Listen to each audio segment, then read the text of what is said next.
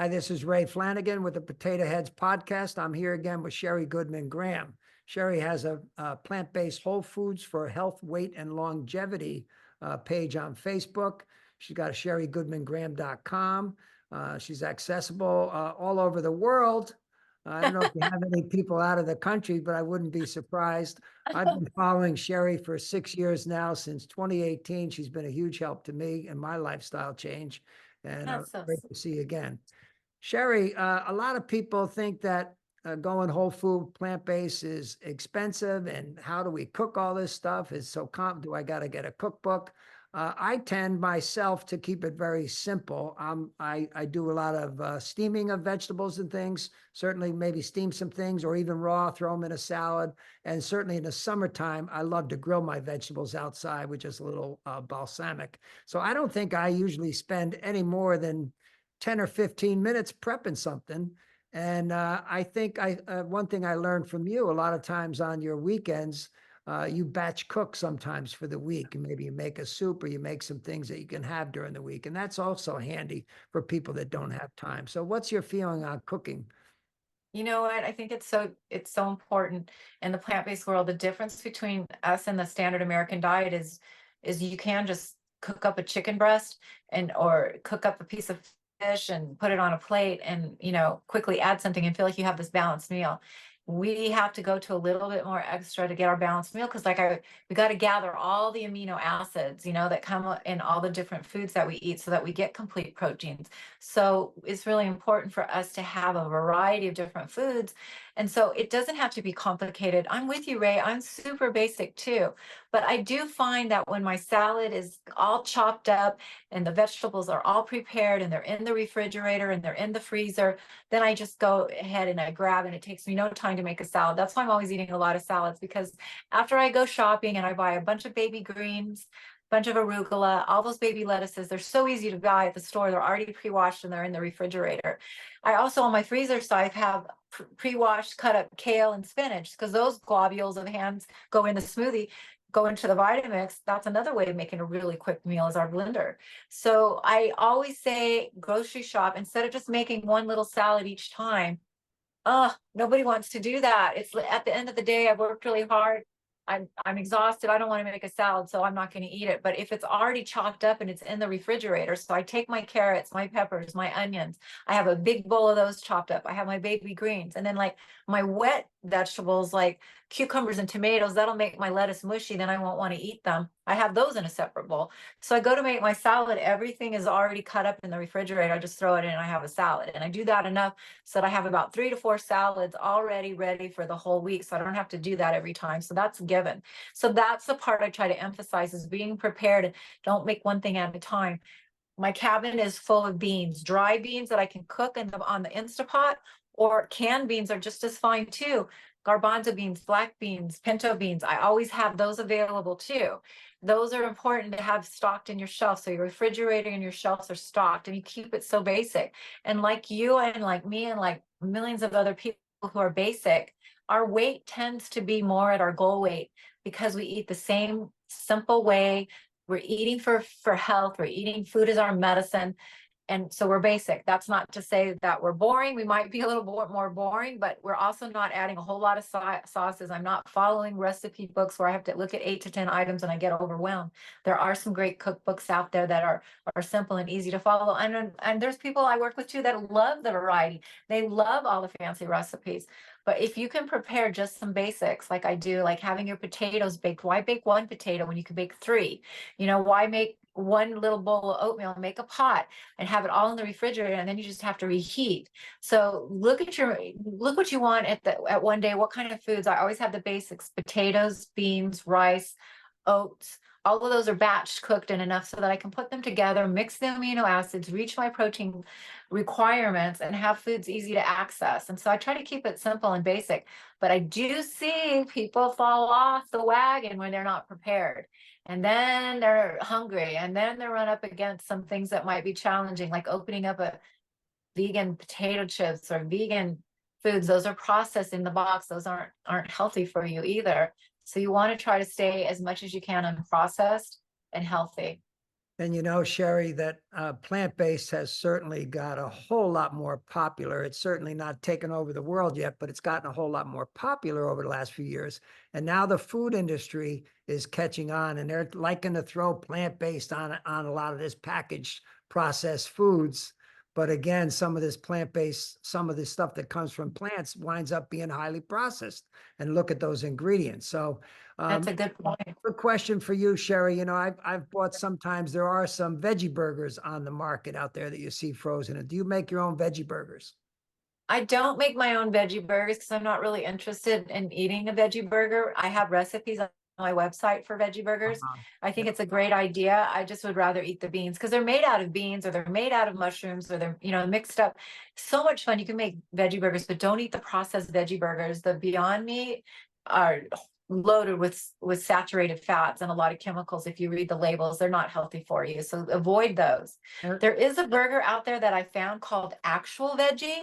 Uh-huh. They have them at Sprouts. I ordered them online because I'm rural, so it was really expensive to have them sent here because they have to be wrapped in dry ice. They're called Actual Veggie.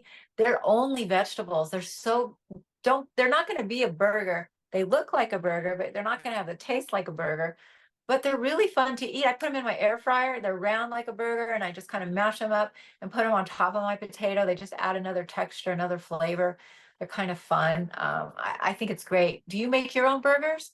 I don't, but I'd really like to because sometimes when I'm lazy, I'm buying these store-bought frozen veggie burgers, and I don't think they're so hot. I mean, they don't taste bad, but I don't trust them. No, Anything they're not that comes healthy. in a box is somehow processed. Um, Morning Star is not good. A lot of people eat Morning Star, and they'll now if you're at a restaurant and you're up against the wall and that's all that you have and you want to have a black bean burger, sometimes Prego, is that Dr. Prager? Dr. Prager, Prego. I've seen those burgers at restaurants. I've seen those in the grocery store. Read your labels at the health food store. I saw some good quinoa burgers that were made and looked really healthy. Those are kind of fun, and then you put them on a whole wheat bun, and I just don't eat that much. I'm not that interested in burgers. I never have been. So, but that doesn't mean that they're not fun. what I started doing really to me is if I want to cook something on the grill, you can cook a portobello mushroom like a burger. You know, a big old portobello mushroom is that's about as meaty as anything you would ever want to eat.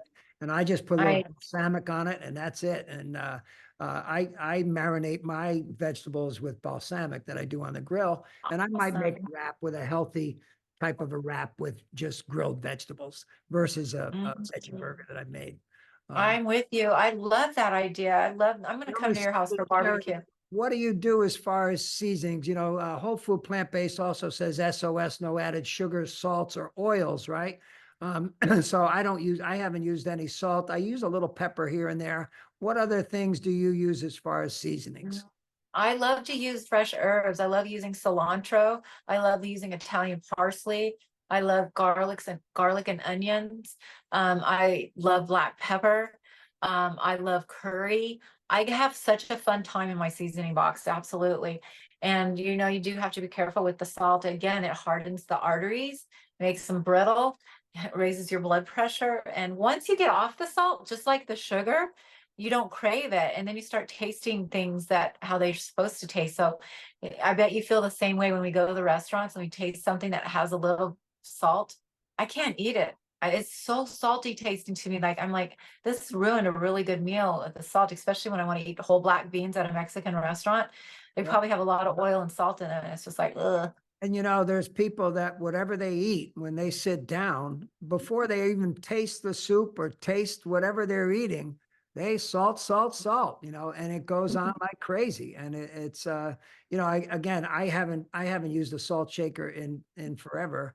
And once it's out of there, when you do taste something salty, it's really amazing how salty it tastes to you. So yeah. And it makes you eat more. Salt is another trigger. It enhances the taste buds, and then you want something maybe sweet or you want another serving. It does. And that's what it's all about in restaurants. They got to keep it salty to give it flavor and want you to eat more. And then you want to order dessert. It's a trigger, just like sugar, just like white flour, just all of those processed foods. The salt is, you got to just be really careful. A little bit of salt, if you're just dying, to have something that might make you feel like you might want to eat that a little bit more, like your corn on the cob, just a little, if that's gonna, but I love my corn in the cob without anything on it now. I can taste the sweetness of the corn, but I'm coming to your house for barbecue. I love that. You know what I mean? Especially because men love to barbecue. And there you are barbecuing vegetables I mean, and I mushrooms. bought a brand new grill a couple years ago, and people like, you don't even eat a hamburger anymore. I said, it doesn't matter, but grill. And I have a garden, so I go right from my garden. I have zucchinis out there, and people get tired of zucchini, but I tell you what, on the grill, I don't get tired of them. And even when they get out of control, big, you can cut them down and eat them and grill them up nice, and they're fine. So Yum. I How can't. about tofu? Do you eat tofu? Have you tried the tofu steak or anything like that? I've got some tofu. I had some a couple weeks ago. We have a brand new organic market in town that sells tofu. So I've started Yum. to use them. I grow tons of, I can't wait. We're about a month away from gardening, and I'll have string beans and lettuces, and I have arugula that's up right now. I have chives that are up right now. I have strawberry plants that have come back from the year before. So Nice. today was That's 76 in beautiful. Connecticut, and I'm looking forward to the vegetable gardening season. Like Awesome. it. That's so. Yeah. You know what? And also frozen vegetables are fine too. When you're talking about batch cooking and having your freezer stocked with frozen vegetables, frozen fruits, those are fine. They're flash frozen. They've got all the nutrients in it. Makes your life a lot easier. Heat them up. Try to keep it simple. It doesn't have to be complicated. It's like, we're eliminating all the processed foods. We're just putting in all these delicious unprocessed foods. Make sure you're eating legumes. Make sure you're eating whole grains, fruits, vegetables. Well, Some vegetables are cooked and some are raw. it's certainly a lot more simple than trying to cook a 24-pound turkey at Thanksgiving, with all the stuff and the gravy and everything else that goes with it, or a leg of lamb or a roast beef, and you think, I was watching last night. I think I mentioned to you, there's a new Food Inc. 2 out.